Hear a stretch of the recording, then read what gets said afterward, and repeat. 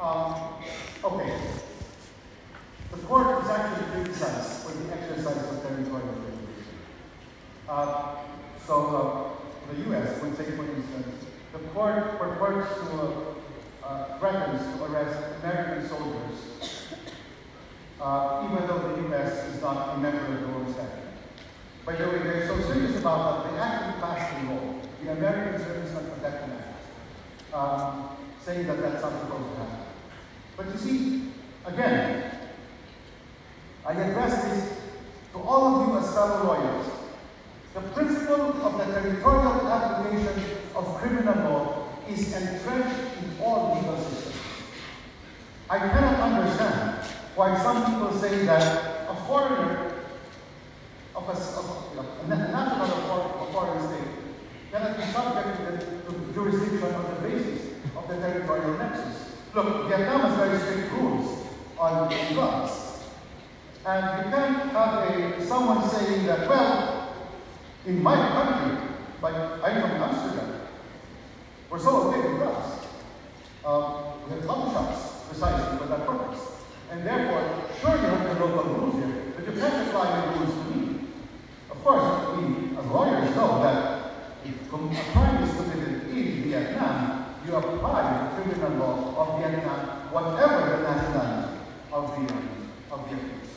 Well, just to complete the survey of Asian international criminal law proceedings, you have the events accompanying the struggle for independence in Timor-Leste. You have also the International Crimes Tribunal in Bangladesh. To try crimes in relation to the 1971 War of Independence. Okay, so I will now look at the difficulties faced by courts. I want to jump to here. If you look at the Ukraine problem, it is characterized as a war of aggression before the ICC. And as I indicated in an earlier slide, aggressive war is within the jurisdiction of the court. It is so characterized by the UN General Assembly. The question is it so characterized before the ICJ? It is not. Because in the ICJ, it is considered, well, it is characterized under the genocide Convention. And before the ICC, it is simply tried as a war crime or a crime against humanity, which then identifies for us the next problem. You see, when it was brought to the ICC, the court issued a warrant of arrest against Putin. And it wasn't about aggressive war. The crime charged against Putin in that first warrant of arrest was the abduction of children. And the problem then is, this is a court without enforcement powers. And, you know, it is dependent upon the judicial cooperation of states. And even worse, for the crime of aggression, which is the crime that people say was committed by Russia in invading Ukraine, it would entail assuming jurisdiction over Heritage, which was tried by the court in al-Bashir, and until today, more than 20 years later, the warrant of arrest has not been issued. Another set of warrants are being sought against Netanyahu and against some Hamas officers. Other states have already said that they won't carry out any warrant of arrest against Netanyahu. The same thing against Putin, for the abduction of the children. And so far, my court rejoiced, because it turns out that the warrant of arrest of Putin, which is binding on member states of the Rome Statute, might be carried out by some time and put it back out. Of course, so a court without any enforcement powers, well, the warrant of arrest was about to be carried out until an Asian member of the ICC said, well, we know there's a warrant of arrest. We know we have a treaty obligation to extradite, but sorry, we won't carry it out. So, that brings us then to the, for me, the Asia-specific problem. I'm using Professor Chesterman's Professor U.S. Article, Asia's Ambivalence about international. You know, if South Africa backed up, and then Mongolia provides the way out, there is something specifically Asian about staying away from these histories. The same thing. If you look at the case of Myanmar at the ICJ for the genocide, the petitioner was not from Asia. It was from the Gambia. It was South Africa. No Asian state brought the case against Myanmar. So that is the first factor that I want to present before you. There is a certain ambivalence, a certain hesitation by Asian states to enlist for these international mechanisms of justice.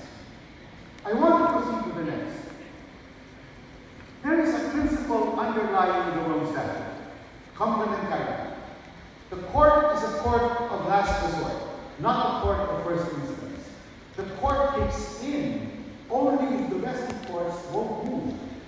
So that is the word complementary international jurisdiction, and it is therefore a ground to render the case inadmissible if the state is unwilling or unable genuinely to prosecute. So, why do I bring up complementarity? And now I'll give you an example closer to home. You know that the former president of the Philippines is now in jail at The Hague. He's charged before my former court, the ICC, for the crime against humanity of murder. And I know he has made these statements. He says, nobody says, I ordered the case. He says, I take full responsibility. But he has not been charged before any court. And that is precisely the need of complementarity. If the guy himself, presenting himself with all his admissions on the record in sworn statements, and no prosecutor and no judge is going to look against him, well, that is precisely the need of complementarity. And the court's jurisdiction kicks in. And but despite the clarity of the rules, the character, his rhetoric packs a lot of power. In fact, his favorite line is, I'm prepared to answer for my crimes, but I will not submit myself to a judge composed of white judges. In fact, he says, of white men.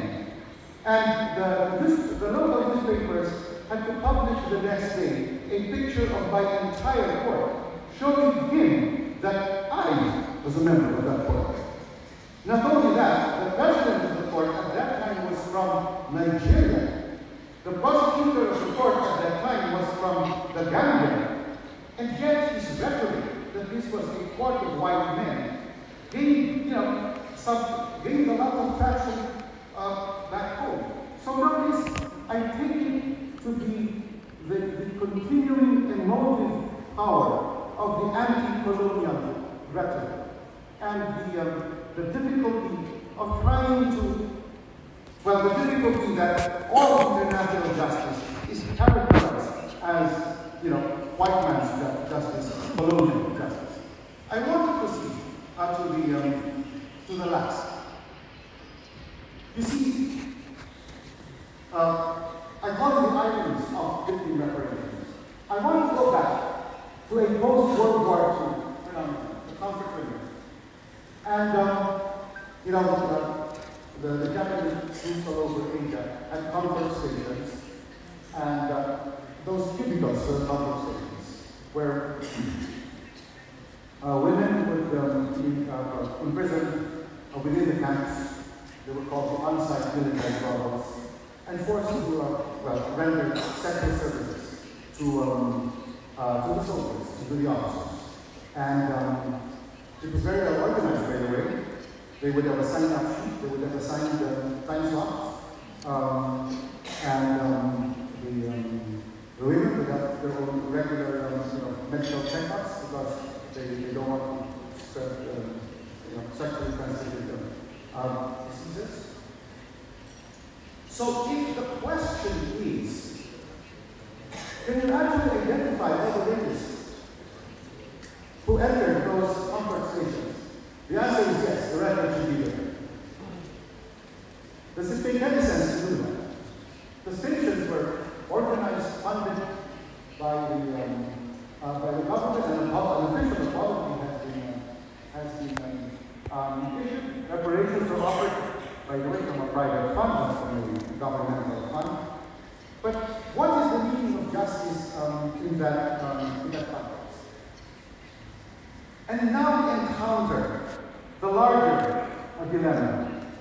If international criminal justice tries to deal with a mass atrocity crime and to make it fit into a judicially manageable case, susceptible of court-rendered justice, what is the justice for situations like this? And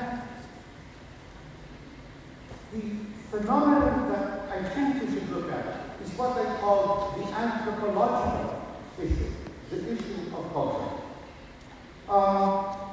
This is the shrine where there are a lot of war criminals buried. Every year they have this ritual.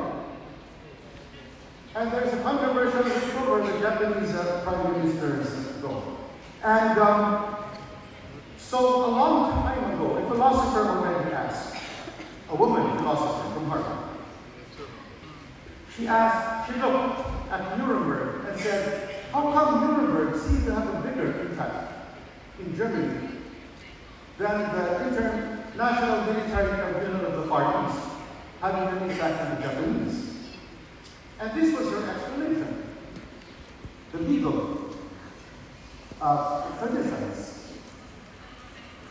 She said that, well, over there at Nuremberg, both the accused and the accuser belonged to the same legal tradition. They understood each other. Fast forward then to the Tokyo trials, where the notion of adversarial proceedings in court were alien. In fact, just to show you how alien it was, Douglas MacArthur actually assigned American Defense Counsel to the Japanese accused. And then I think he must have realized that if the accused got hanged, it won't look good. And so they assigned eventually Japanese counsel who would be working together with the assigned American counsel to conduct the defense of the Japanese accused. And I would like to close with this one. This is a rather recent document. You see, most of what we have discussed are issues that inhere in international criminal law, where the biggest legal debates among us, the judges, are between those in the common law tradition and those in the civil law tradition. You know, issues like, the biggest debate, no case to answer. For those from the common law tradition, I believe there is the no case to answer doctrine. I've got to tell you, our capability, so we have the merit of the evidence doctrine, the copy from the American law. You know, for the fundamental law guys, they don't like this. They resisted it tooth and nail for all the first 20 years of the court. It was accepted by the court only around 20, I would say 5 years ago. No case to answer. And in fact, those of us who belong to the common law tradition were just so exasperated. We would ask them, why do you want to continue the trial? The prosecution already failed to establish guilty on reasonable doubt. Are you expecting that it is the defense that will present the sole evidence upon which the accused will be convicted? The sole incriminatory evidence will be furnished by the defense itself? But no. The civil law guys insist. No case to answer should not be entertained by the court. I cited a case where there was a plea of guilt. Of course, again, the common law guys were outnumbered. I was able to convince my two civil law opponents to have an abbreviated trial. By the way, they have very good arguments. They say, well, the plea of guilt is subjective truth. We want objective truth from independently established evidence. But I tell them, it's a plea. It's not even evidentiary. There's nothing to prove because the plea already is already guilty. So notice, if that is the big debate, what is the Asian perspective when it comes to this kind of justice? And I draw from a material being entertained by the UN now. It is actually from the Marshall Islands. You see, the US conducted nuclear testing in the Pacific. I am told that they dropped the equivalent of an atomic bomb in Hiroshima. The equivalent of dropping a Hiroshima bomb every day for 8 years. That is the megatons dropped near the Marshall Islands. So they are preparing for reparations against the US. And apparently, when they speak of justice for themselves, they rely upon their own indigenous ideas of justice. It is not really less about punishing the accused. It is about making you understand that you did something wrong. And it's the idea of cleansing. It is the idea of an entire community coming to terms with what happened and making the guilty community make amends. And the first reparations they're asking for is the disclosure of all the confidential documents connected with the nuclear test. I call this the anthropological reason for the hesitation. That many Asian states, I think, hesitate to sign up for the jurisdiction of international tribunals. Because perhaps the idea of court-dispensed justice, will need deeper roots in many Asian jurisdictions. And that in many of these jurisdictions, there is the lingering fear that the same vulnerability of the judges, the same vulnerability of the courts that is seen domestically applies as well at the international level. I close on that point. Thank you very much.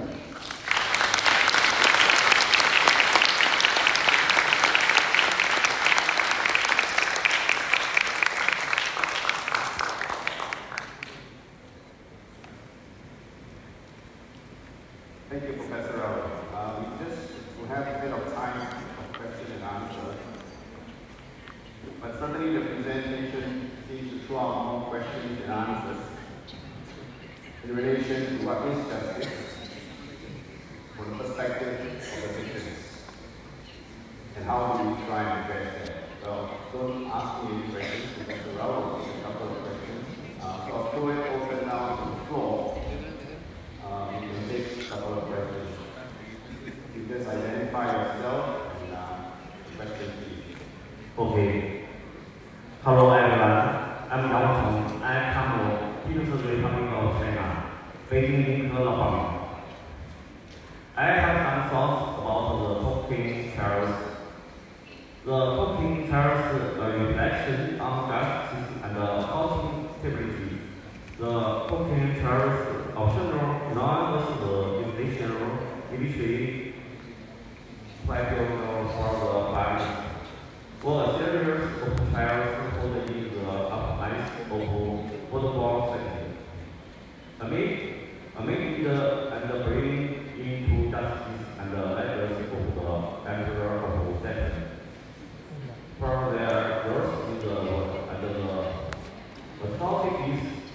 proceeded during the conflict. As a private moment in history, the church had had a lasting impact on international law and the pursuit of justice on a global scale. Remind history and safeguard peace. Do you agree with me? Thanks. That's all.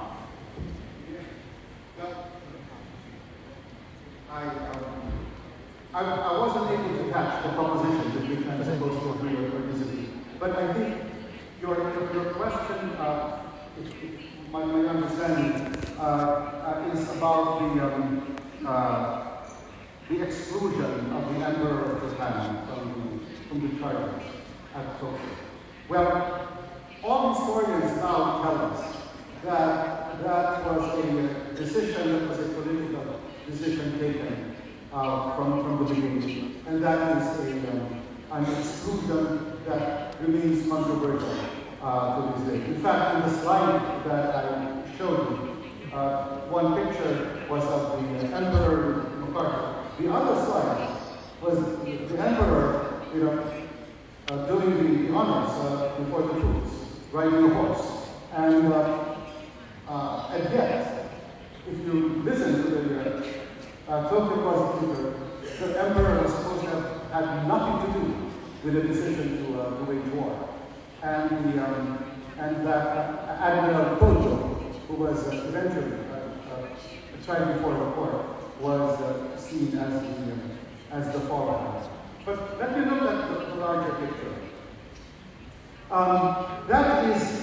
That actually goes into the heart of the dilemma of prosecutorial discretion, to identify the most guilty, or, as I'm sure you have encountered, the fellow against whom there's the most evidence.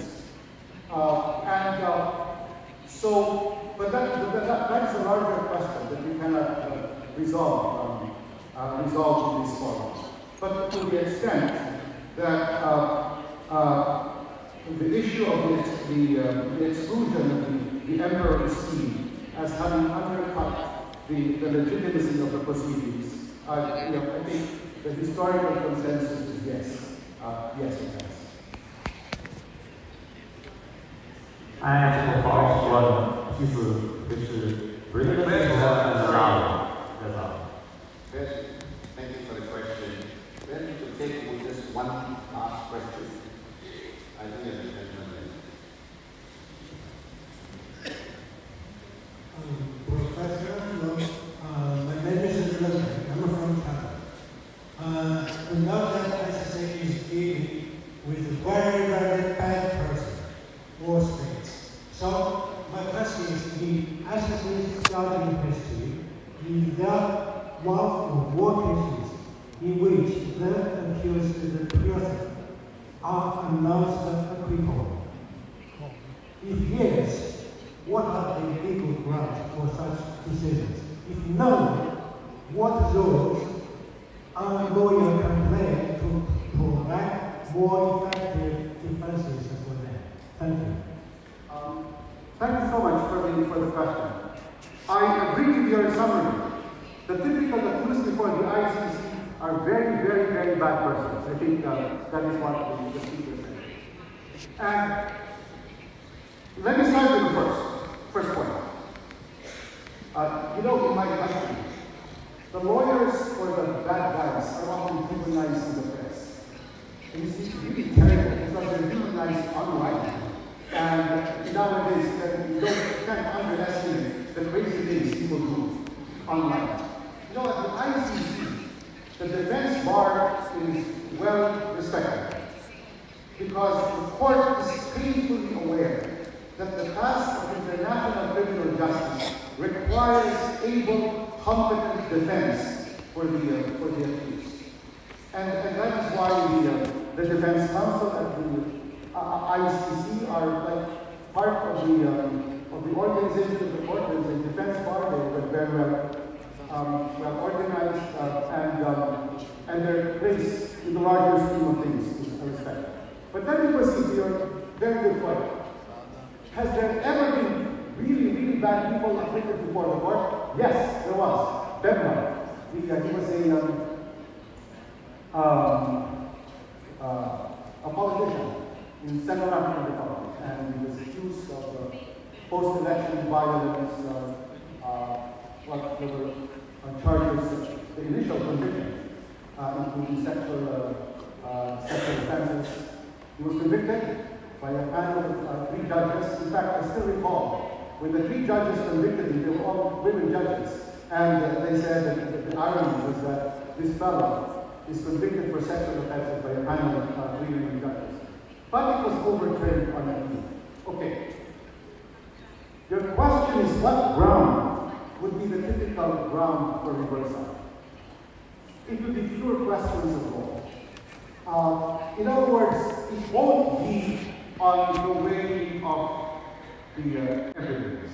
It won't be on the match between, let us say, the facts and certain characterizations of we call it the motive, whether they are direct perpetrators, whether they are accessories, etc. It will be pure questions of law. And that is why also in the court, in the past, we did not allow oral arguments at the appeals stage. And today, we already allow it. Again, there was resistance from the fundamental law judges on the idea that an appeal will receive arguments in open court. They preferred pleadings.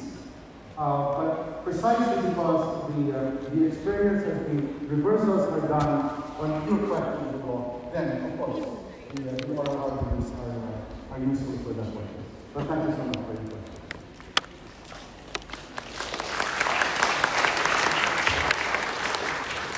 And on that note, can I ask you all to join me in the usual way of showing our appreciation for the presentation of Professor Rao.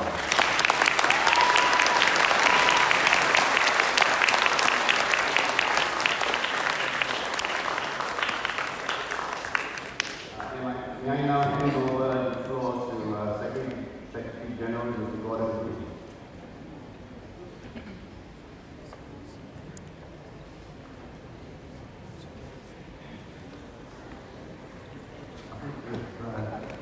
All being extremely privileged to hear addresses from 3 such eminent jurists this afternoon.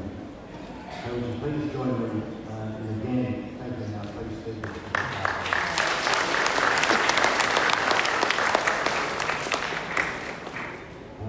I now call the session to a close. I invite you all to join us for a reception on the pool, which is in that direction. We can enjoy some refreshments and reflect upon all that we've learned this afternoon. Thank you very much.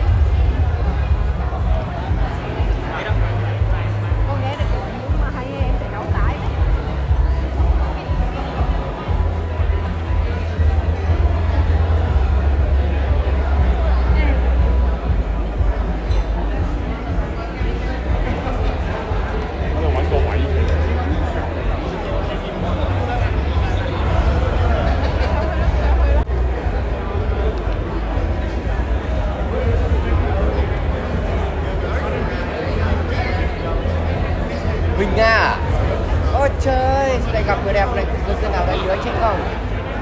Ôi trời ơi. Ôi rồi. Chỗ chị Trâm. Chuẩn. Chục giờ này gửi cho Trâm. Gì? Đang quay nãy giờ luôn nè.